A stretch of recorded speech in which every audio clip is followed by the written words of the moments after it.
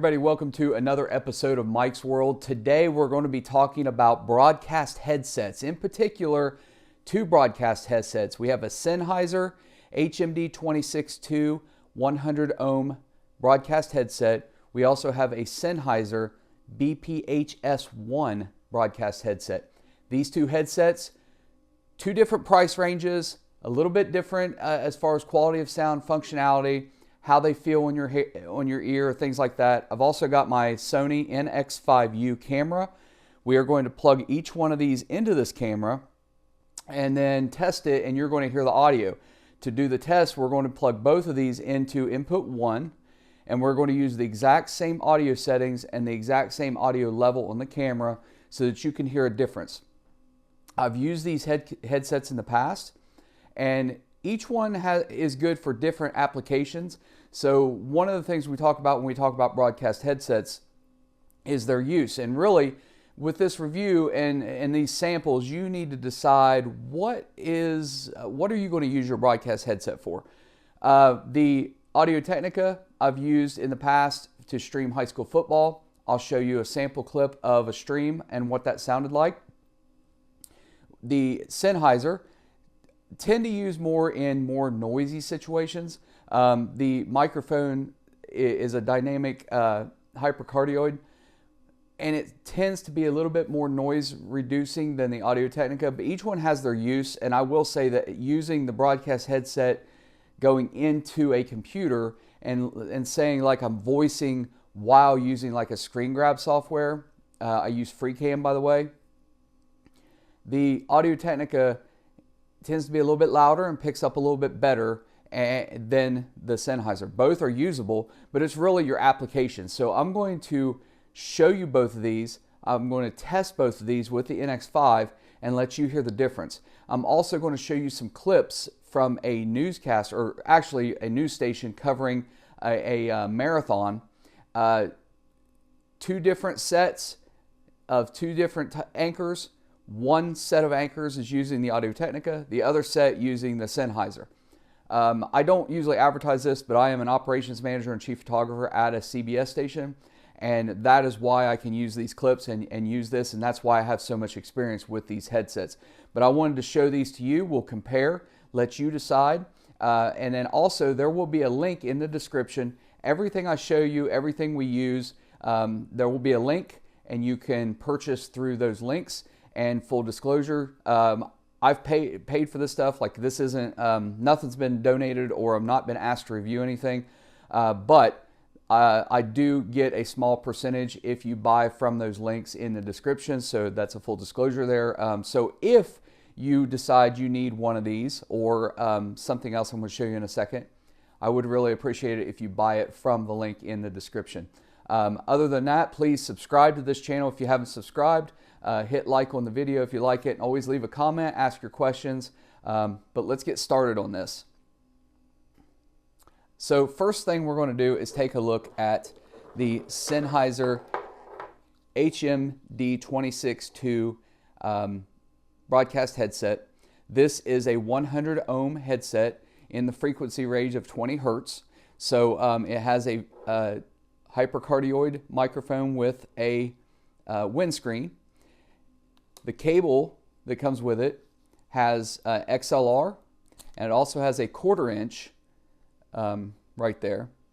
I've actually purchased converters because most of the time we are using cell phones to use for IFB. So you plug in the converter right there, and then you can use this to plug into an iPhone or any kind of other phone, call in IFB, and you hear IFB through your headset and the microphone.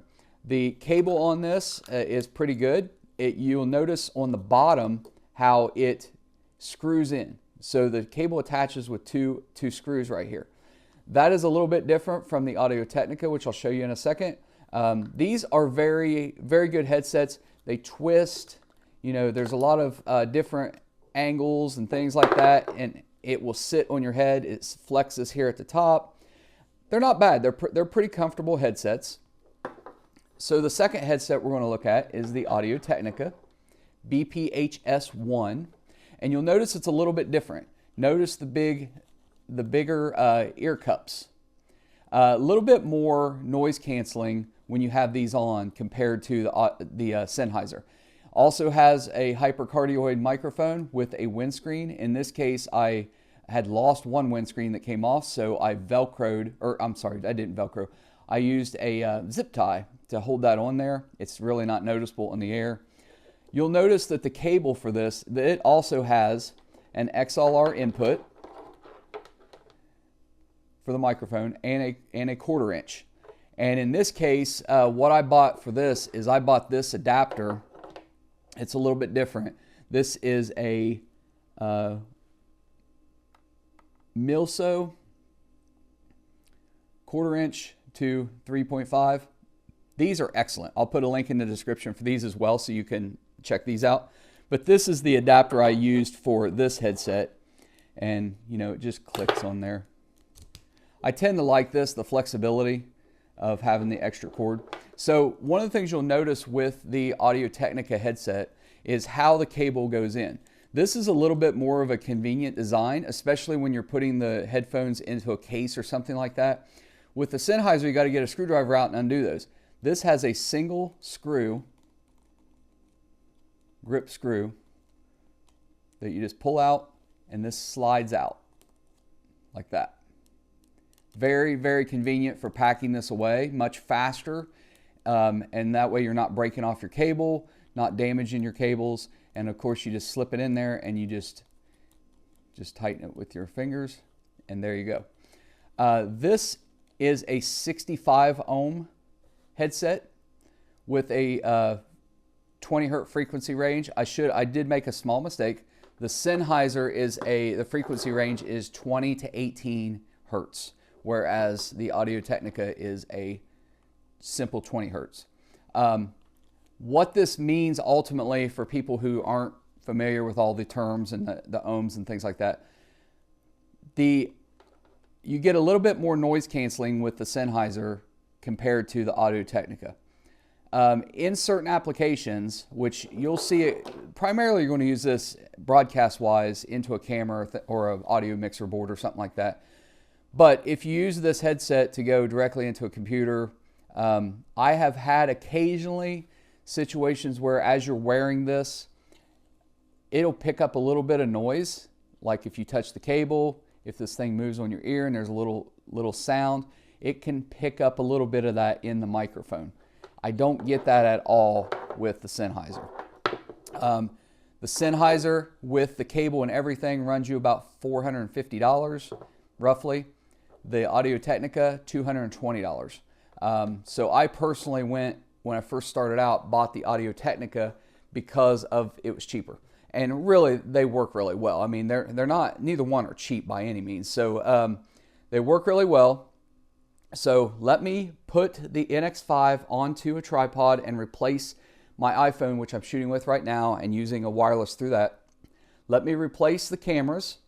Let me plug in each headphone or headset, and we will do a test with each one, and then I'll show you the clips of using these different headsets, and you can be the judge on what you think.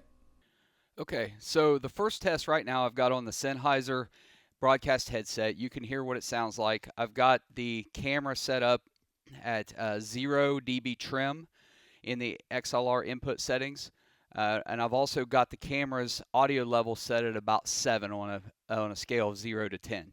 So this is what it sounds like with the Sennheiser broadcast headset. Sounds pretty good.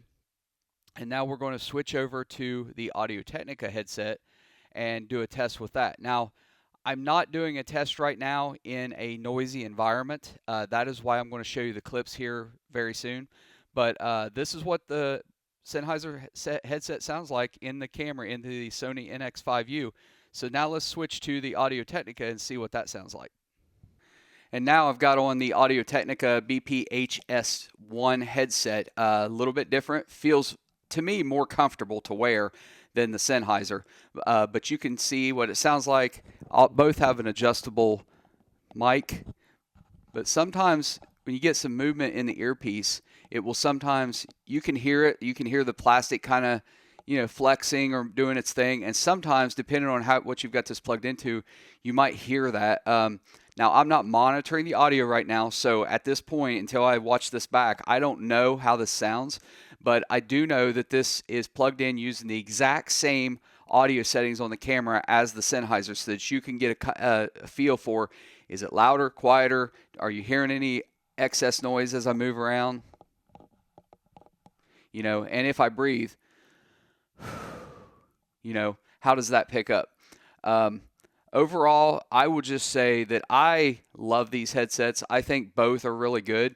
It's a matter of, I would say, if I was in a really, really, really noisy environment, such as a NASCAR race, a motocross race, something where it's just very loud, I'd probably choose the Sennheiser over the Audio Technica for the simple fact it's a little bit more noise canceling at the microphone than the Audio Technica. But there's a huge price difference, so it's a matter of what's in your budget.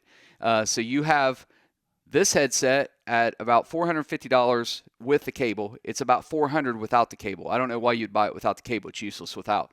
Audio Technica, about $220, at least at the moment when we're making this video. So yeah, both of them here. So real quickly, let me show you some examples.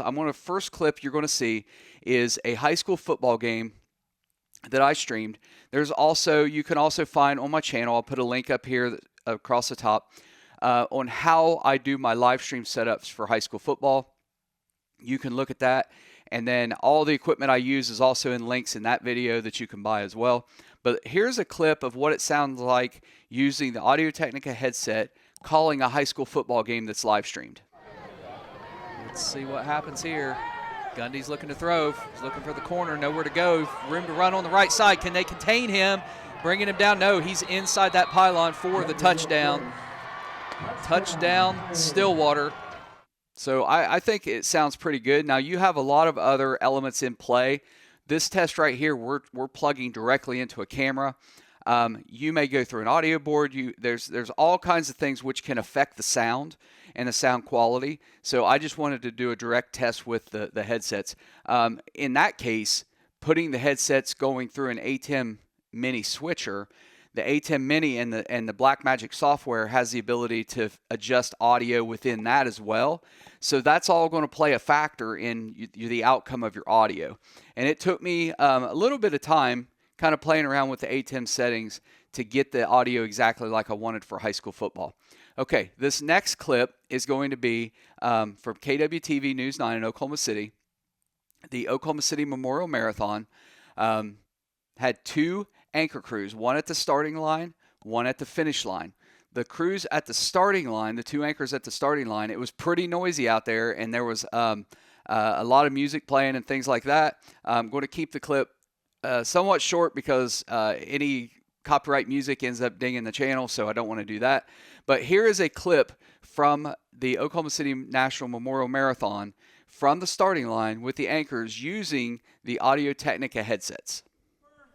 This Three, is the 2, there you go. 1, and they're off. There it goes. Woo! It's a beautiful day. It's pretty exciting. Oh, it is. It's Here a beautiful we day go. for sure. There they go. Hey! Cheering Oh, for them it's all. awesome. And we are underway. The 23rd Oklahoma City Memorial Marathon. Look how And many people there are. That shot is It is just a beautiful incredible. Oh, these people have trained so long and hard for it.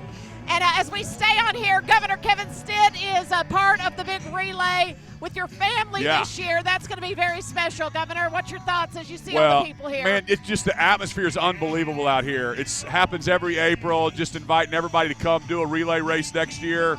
And I do this Can You Beat the Governor challenge. I want that T-shirt, Governor. I know. This year I've got one of my daughters, I've got a son running, I've got lieutenant governors on my team, and then my son-in-law is running. So wow, family affair. Family affair, I love that. Who's doing the longest length of it? My son-in-law. I gave him the 7-miler. So there you go. So you be the judge on sound quality there. Now this last clip is the same marathon, but this is the finish line. And at the finish line, the anchors and the running expert were wearing the Sennheiser. And so both places were noisy, loud, a lot going on. But here is the anchors using the Sennheiser headset, and you be the judge on the sound quality. Indeed. And it's going to be a great effort by Ben Anderson, but today belongs to Al Mader. He is an incredible athlete, no doubt about it, as he is coming down the home stretch right now. He is getting the crowd pumped, and he almost did it, Carl. This is great. This is fun to watch. He's doing it right here. Al Mader. Congratulations to him. Your champion on the men's side. What a fun finish to watch, Mark. And going just over 2 hours, 25 minutes. That is positively in the best handful of Oklahoma City marathons in this event ever run. Wow. So what I mean, obviously this strategy worked. I mean, he's holding back a little bit and then just whether holding back or just steadier and stronger late, but that surge was major. That was big time. Does that happen race day, during the race, the course of the race, go, okay, I see this guy ahead of me, I'm going to try to do, and then I'll make my move? Or is it beforehand, you know what, I'm going to go at this pace until like mile 18 and then kick into gear? Mostly race day. You see how it unfolds, and a priority would always be a victory, other than maybe certain locations in the Olympics where it's definitely about the victory, not the time. If your pursuit is more the clock than the placement necessarily, then it's a different story. But usually it's a matter, Carl, about how the day unfolds and then going from there. So how much is somebody like Al Mader training for this day? I mean, is it nonstop that he is running marathons every day out there to try to get ready for this big one? He's running most days. Could well be in the 70 to 100 mile a week range. That's 100 miles a week. So that's basically beyond a half marathon every day. But it's safe to say 75 plus miles a week. And that mixes in not simply a casual race with a beer and a cigarette. That is certain disciplines, certain days. You do speed work, specific workouts, along with intervals, tempo running that we constitute as speed. You do a particular long run or two, and you got to be careful. You don't put those next to each other, even the most experienced, because it's all about balancing, and what we mentioned earlier, a concerted number of weeks and months uninjured. But also, he knows what he's doing. Yes, a lot of miles that you run quite a bit slower than this pace. He ran 5:30 today, basically, and he'll run some 7-minute miles, which that's superlative miles for most any of us. But to them, they're just getting the miles in, making sure they're building up that stamina. This is for elite runners, but I would think that this is for any runner out there that wants to get better. They can kind of follow this where they're peaking. Sure. Let's hold off, Mark. I'm sorry. We want to go to Robin. She does have Al Mader, the winner, on the men's side. So there you go. There's two real-world uses of both of these headsets. You be the judge on what you think the sound was like. Clearly, these clips were recorded, then reprocessed and exported. So there shouldn't be much of a change in quality at all, but it is not like the raw sound like you would see through this clip. So, hey guys, if you enjoy this channel, if you enjoy these reviews, please subscribe to the channel, like the video, leave a comment, and then again, if anything that I used here, and I've put a link in the description, and I'm not asking you to buy anything, but if you were to buy one of these and pick one of these up, I would appreciate it if you bought it through the link in the description. Hey guys, thank you. I hope you've enjoyed the channel, and I'll see you next time right here on Mike's World.